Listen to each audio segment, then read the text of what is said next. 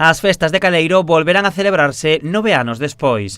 Dende o ano 2013, a festa non contaba con organizadores, pero un grupo de mozos colleu as rendas no ano 2020 para retomar a súa tradición.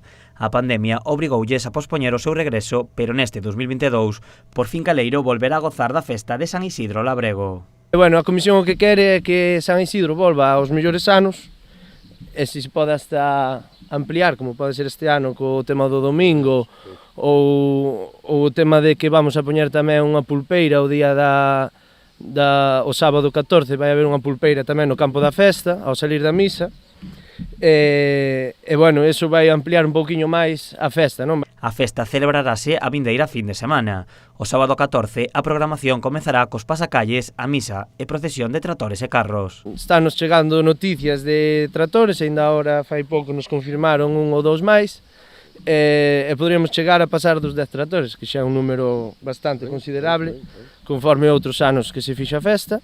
Ao rematar a procesión terá lugar a entrega de premios e un xantar popular amenizado co dúo La Mecánica e con Lore Eventos realizando actividades pros nenos e nenas. E unha vez acabe os premios, pois vai estar amenizado con un dúo La Mecánica, e vai estar a pulpeira, vai haber igual reparto de chourizos con pan de millo.